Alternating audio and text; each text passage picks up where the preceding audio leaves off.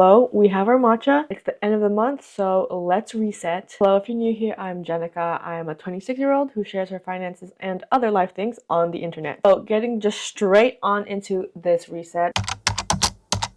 Let's recap a little bit about October. In October, literally just yesterday, I got back from a 2-week vacation. We went on a Mediterranean cruise. The cruise was 9 days. We stayed a few days before. We stayed a few days after. The whole first half of the month was just me prepping for this vacation. And then now it's the 26th and I need to get back into the swing of things. Was kind of all that happened in October, but I was aware of this in September when I made my October goals. So I kept it really basic with my goals. Let's go ahead and go over my October goals and see how those went. Minimal, so health and personal. Don't eat when not hungry. I did not do that, and I've been putting this on for the past 3, 4, 5 months. So health and personal. Don't eat when not hungry. I did not do that, and I've been putting this on for the past 3, 4, 5 months. I'll talk about it a little bit more in my November goals, but I have a way to actually track this and hopefully finally check this off after 4 or 5 months. So yeah, did not do that one. Okay, finish half marathon. And for this, if you haven't seen the video, I did finish my half marathon. I have a vlog out about it if you want to go see it. It was not easy. It was definitely harder than I thought. It was so hot that day and I complained about it still to this day how hot it was. I'm not really happy with my performance on it. And it was just hard because I do enjoy long runs, especially when I was training and I was in good weather and it wasn't too hot. I really enjoyed and had so much fun doing those long runs, and I could hit the runner's high and it was amazing. I'm just super disappointed that I couldn't feel that way during this half marathon. Anyways, yes, we did finish that half marathon. So that was the only health and personal goals I have, and let's go on to the last section, which is just my finances, and was don't go overboard while on vacation, and we definitely did this. We honestly spent a lot less money than I thought. I think for our vacation fund, we have, I think, $400 left over, so we did not go over budget. Those were my October goals, very minimal as I mentioned. Now on to our November goals.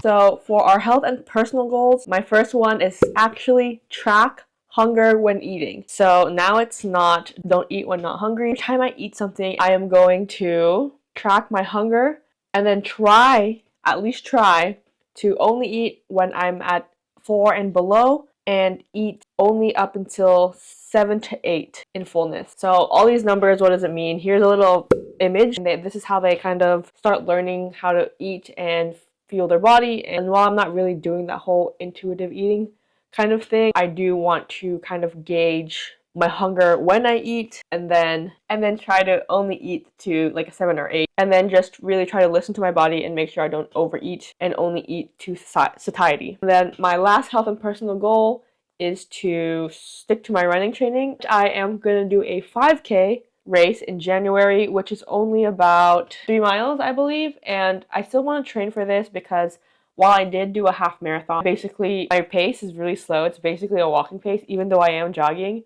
So with this 5K, I'm really trying to practice and work on my speed, kind of build my aerobic base a little more. Yes, we're going to do a 5K in January, and because of that, one of my goals this month is to stick to my running training and only miss 3 training sessions a month. That's gonna only be running trainings because I think my training program that I'm gonna follow has weightlifting and running, but for this specifically, this 3 number to miss, it's only gonna count towards running. I'm gonna prioritize the running, and if I can find the time and if I have the energy, I'm going to do the weight training ones, but I don't want that to count towards this. And then in terms of finance goals, I think I don't have any goals in particular, just because I feel like I'm cruising, or I've gotten to the point with my finances where I'm pretty good at sticking to my budget. And I do have goals in terms of I want to save up for a car, or I want to pay off a debt or whatever. In terms of monthly goals,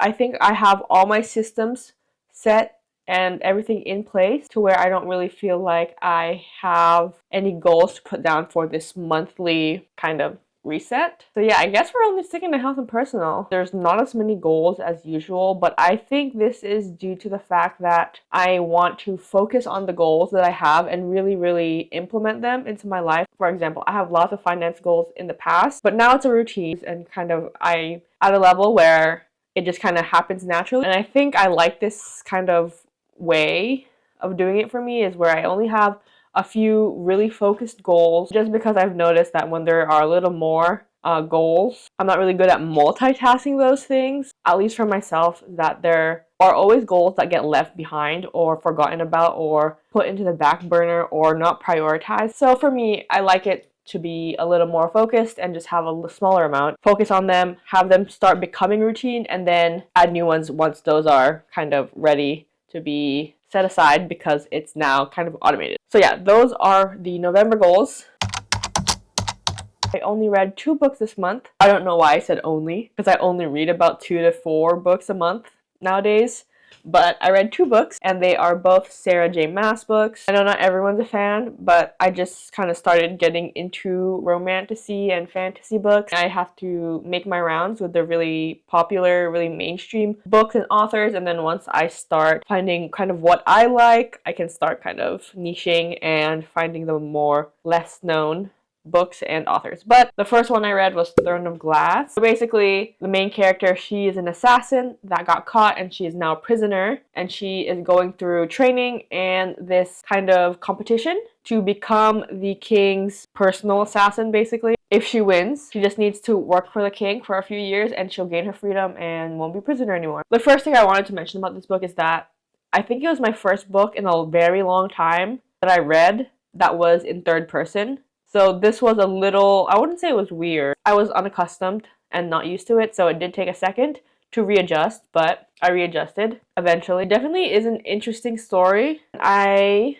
very much enjoyed it, and I'm gonna give it a 3.75 out of 5. It was a good book, it was interesting enough, and it got the job done, but it was nothing like crazy. Throne of Glass, 3.75 out of 5. And then I read House of Blood and Earth. For this book, at least for me personally, I don't know what it is, but this world building was so rough. Even by the end of the book, I was still kind of confused about what they were talking about for certain things. The hierarchy of like Archangel, Prime Apparent, Asteri, and then you have like the houses, the legions, and then there's just like a bunch of like different factions, and then I don't know, it was really confusing. I don't know though how much it affected my reading, because I still did understand the book pretty well.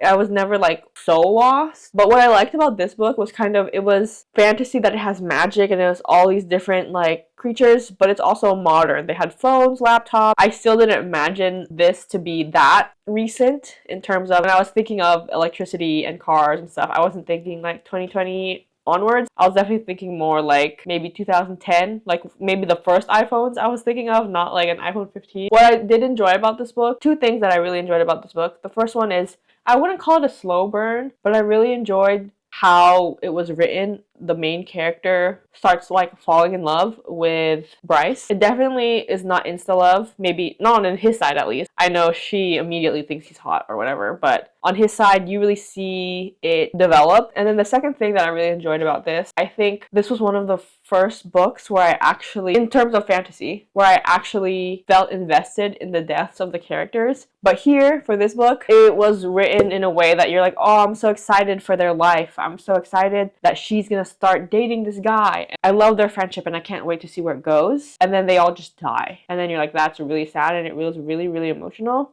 Anyways, that was my November reset. If you guys want to see some other resets, I'll either link the playlist or some other videos in the cards or in the description. And see you guys in the next video. Bye!